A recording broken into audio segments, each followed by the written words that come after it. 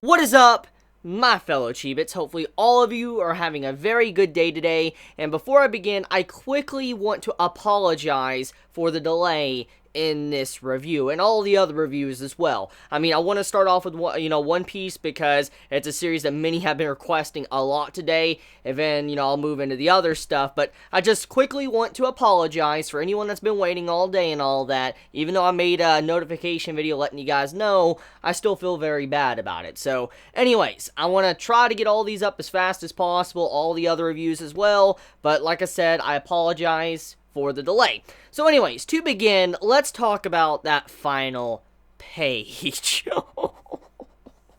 Okay, so Yonkos will be Yonkos. That quote fits so well with this chapter. Like, okay, we thought it was crazy that Big Mom was just menacingly just walking on a giant sea slug, a candy giant sea slug, on the ocean and just walking on and all that, following and chasing the Straw Hats. We thought that was crazy, but no, that is nothing compared to what we witnessed at the end of the chapter, and it really puts in perspective how strong Yonkos are and how ridiculous they can be. I mean, just imagine this, okay? Many have speculated that Big Mom is probably the weakest out of the Yonkos. Now we don't really know. We don't really know if she is the weakest or not because we haven't seen the others. I mean, you could speculate that, Blackbeard is probably the weakest because of, we've seen him get hurt quite a bit, but we do know he takes a lot of damage because of his Devil Fruit. But regardless, though, you could speculate on all the other Yonkos. You could speculate on Kaido since he has gotten defeated in terms of his track record, but he just can't die and he wants to kill himself. So, just when you look at these different things, when you look at all the other Yonkos, there's just not a whole lot of information to really know who is weaker and who is stronger. Many would speculate that Big Mom is probably the weakest since she is the first that we're getting to focus on, but that most likely could be incorrect. Big Mom clearly is not someone that you can bat an eye to and say is weak, because after witnessing what she has done in these consecutive chapters, she is someone you just cannot mess with, and it makes a lot of sense. This explains why, the world government and all that, they never tried to take her out from her home base, even though she's been sitting here. It explains a lot. She's just this overwhelmingly powerful. You cannot just charge her and think you're gonna take her out. I mean, look what she's doing here, okay? She's defying logic of the normal means of Devil Fruits, okay? Let's think about it.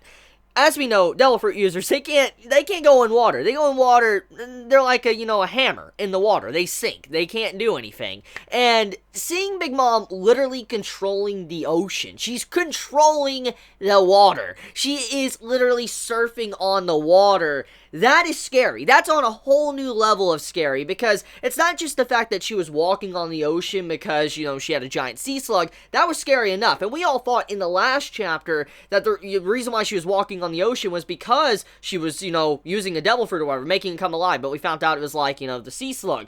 But it seems like Oda really wants to point out that she doesn't need the sea slug. If she wants to get somewhere, she will get somewhere. She will ride the waves. She will ride the ocean to get where she wants. And that's what's really scary about this, because we know that she can possess other objects and stuff and bring them to life, but to actually see she can possess the ocean water and then ride on top of it, that just is a whole new level of insanity. I mean, just imagine how powerful it is in terms of many characters we've seen throughout the series and all that. Big Mom can actually go across the ocean with a Devil Fruit without a ship, just riding the wave. That's scary. That's scary. That's really, really, really scary. So, once again, just to reinstate the fact, Yonkos will be Yonkos. They are not someone you could just mess with and think you can get away like it's nothing. And Big Mom, when she said she would chase them to the ends of the earth, and when they said that,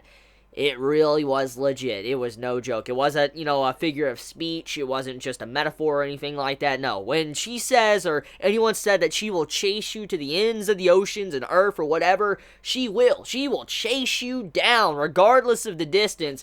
That is just scary. And it shows why nobody really wants to mess with Big Mom. Because if you make her mad, she's going to chase you down and make sure you go down, or she's going to go down. But most likely it's going to be you going down. So it makes a lot of sense now why nobody ever really wants to make her angry, because of what we're witnessing right now.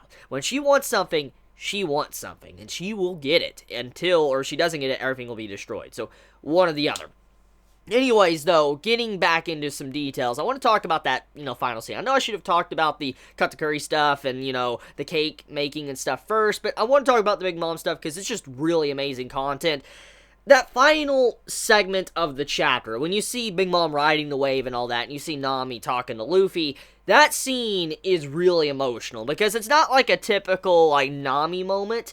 I mean, as I've said already in the latest chapters, when we were having that big chase from Big Mom and all that, when, Nami got Zeus under her control, I'm like, this is amazing. I like what Oda's been doing with Nami's character throughout this arc. It's really allowing her to shine and showcase how much she's progressed, and she doesn't act as scared as she once did a long time ago. However, there is some certain things when she does get scared. Usopp gets scared. A bunch of our characters get scared, but Nami has increasingly showed a different side to her that we haven't seen a lot.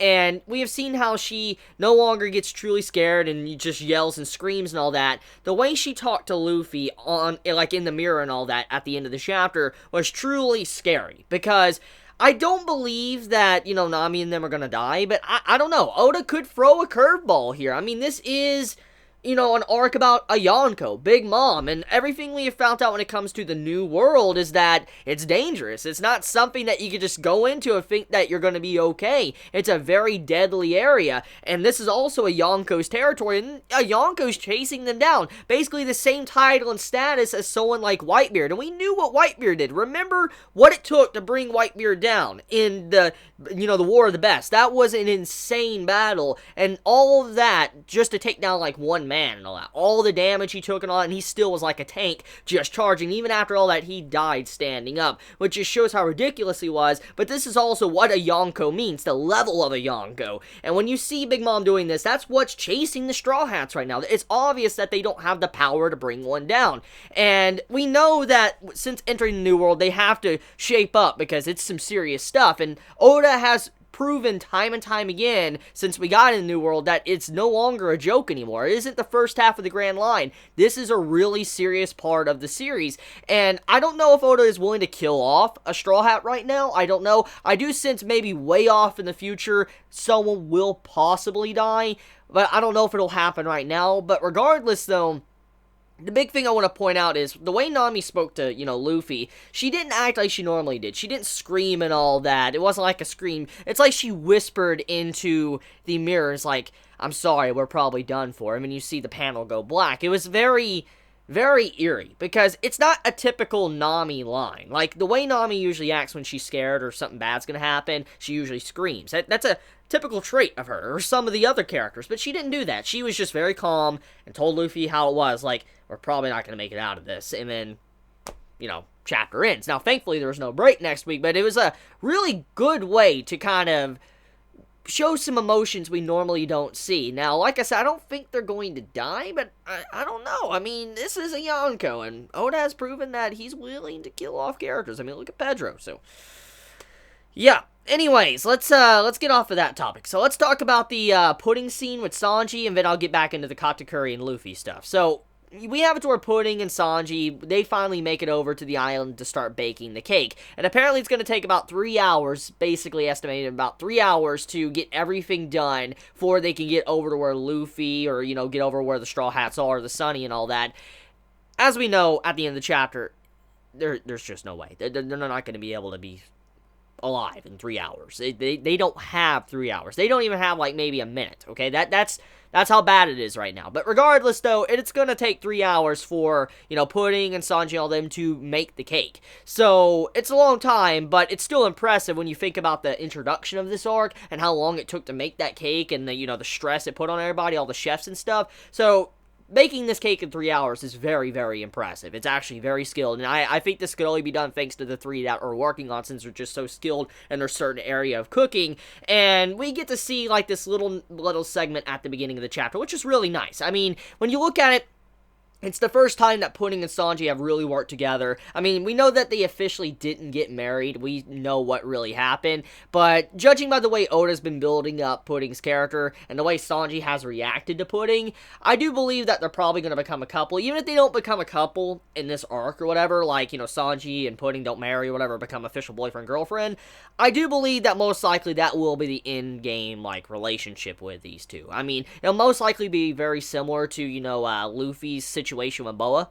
I feel like that is probably what's going to happen here. Most likely Pudding's going to chase after Sanji or whatever, and Sanji's going to fall in love with her, but he's just going to wait until he finds, what he wants, his objective, and then he'll probably settle down with her. Regardless, though, I do like that little segment, just seeing how they're working together. I do like how Pudding is really gushing over Sanji. I know romance isn't a big thing or anything, I understand that, but I just truly do like that little segment. I'm glad to see Sanji finally having someone that's going after him. He gets to be happy. I mean, someone's not trying to get away from him or whatever, slap him, hit him, whatever. He's finally being loved by someone that truly cares about him. I mean, she's acting like a tsundere / a yandere, but overall, though, she does care and love for him, and you could see that he understands that. He realizes she has that flaw between personalities, but he still likes her quite a bit, and you can see that from his reactions throughout the chapter. So, just very cute stuff. I'm very, very happy to see that, and it was just something that made me smile overall. It definitely is the year of Sanji, and I'm definitely proud of Oda for adding these little segments throughout the chapter. So, with that being said, though, let's talk about the Katakuri and Luffy stuff, because the first segment's not really much importance besides the time aspect, which is like 3 hours, so let's get to the next stuff. So, Luffy and Katakuri, the fight rages on, and we don't get to see that awakened Devil Fruit. We don't get to see Gear 4 for, Gear 5, if that is a thing or whatever, or a new form of Gear 4. We don't get to see that at all. However, the way the chapter, like the middle segment of the chapter is, it's very good. And I gotta say, in terms of fighting and the way the paneling is being done with the fight, Oda's doing a really good job. I really love this Katakuri versus Luffy fight. It's amazing. It's a really good fight. In terms of just the artwork and all that, it looks so good. Oda's really going all in with this fight, especially when you see the multiple legs and stuff when he's stomping at Luffy and Luffy's having to get away. I love that panel. That's by far probably one of my favorite panels of the chapter in terms of just the way it looks. I love the tsunami stuff with seeing, Big Mom at the end, but I really love that panel where you just see a bunch of his legs just slamming down after Luffy and all that, and his speech, what he says, like, don't harm my brothers and sisters. Great stuff. Really great stuff. I love this fight, but it makes me love Katakuri's character even more. I've already said I've enjoyed his character. He's definitely a very unique and interesting character. He's not like a typical villain. He's not making fun of Luffy. He's not looking down upon him. He's actually taking him serious, but at the same time, he's showing his level, his skill, and how long he's been at this and doing stuff like this for so long. He just can outdo Luffy at anything, and many of us have joked about saying, like, he most likely might even go Gear 4 for something, like his own version of Gear 4, because who knows? I mean, he's able to copy Luffy on every other aspect. Who's to say he might be able to do something like that? Regardless, though, I do find it really cool to how Katakuri is like, you're saying you don't want us to harm your friends and all that on your crew. Well, you need to stop harming my brothers and sisters first. And he just starts slamming his legs down all on top of Luffy, which is really really nice. I love that segment because it shows that he cares about his family. He really cares. Now, I know normally in family you should care, but when it comes to villains and stuff, typically you wouldn't think they would care about their subordinates. They wouldn't care about the crew or anything like that. They wouldn't care about, their family. They just wouldn't do that. That's what you would typically see. And from what we've seen from Big Mom, obviously she cares, but she doesn't have pure love, because her perspective on love and family is kind of warped overall, and it's obvious because of her upbringing. But I'm not going to get into that because I've discussed that already enough. But getting back into it, though, Katakuri as a character, he's proven time and time again he's a really, really good person. He deep down, he's a really good guy. Even though he's on the enemy side, he's a good guy. I mean, he cares about his bodyguards or, his subordinates and all that, people under him. He cares about his brothers and sisters. He doesn't want them to come to any harm. And even though he's harsh sometimes, you can see that he truly does care. And that's just a very unique trait that I personally enjoy about Katakuri, and I think many can agree with me that he's a wonderful character because of that, just because how he's able to display that he's different from all the others. So, very nice stuff. Overall, very nice stuff when it comes to him and how he's trying to, protect his crew even from Luffy. And when you look at it like that, it is very true. I mean, he is protecting his crew, and if you were on his side or whatever, you probably would respect that and understand that. So, I like that. Anyways, though, getting into some other things, basically Luffy gets to contact, Nami, because the shattered mirror and all that. He's like, Nami, if there's any other mirrors or whatever in the ship, in the men's quarters, in the bathroom and all that, I need you to shatter that, because they're coming through, they're going to set fire to the ship, they're going to be launching more armies in there, so you need to destroy it, get rid of it and all that. So, I do like how, Luffy's like, look, I'm stalling this one dude. This man's really hard. He's crazy. He's strong. And I'm getting destroyed right now. But he's like, look, I cannot deal with the mirrors right now. Like, you're going to have to do that on your end, okay? I got this fight right now, this 1v1 going on. And I'm getting just I'm getting pushed in like it's nothing. So I need you to kind of get some weight off my back here. I can't carry you guys across the finish line. I need you to destroy the mirrors as I fight Katakuri. I like basically how that was done. Luffy's like, you guys gotta handle the other stuff. I gotta focus on this guy. I cannot stop focusing on Katakuri, which just shows that Luffy is being very serious here. Like, he knows that this man is no joke. He is not someone that he could just fool around with and do little jokes or gags or whatever. He has to go all in and not, avoid focusing on him. He needs to make sure he keeps his attention on him and keeps him distracted long enough for the others can get away. That's if they do get away thanks to Big Mom. So, yeah, that's about it when it comes to the chapter. It was a good chapter. Very good chapter. Love what I saw, and just quality. Glad there's no break next week. So, let me know your thoughts in the comments below. If you like this video, please leave a like on it. And if you want to support me for I can continue to focus on YouTube and do this for many, many days, months, and years to come, please go in the description and support me on Patreon. It helps me out a lot. No matter how much you support me with, it does help me out. And so, thank you so much for watching this video. You all be safe. Chibi out.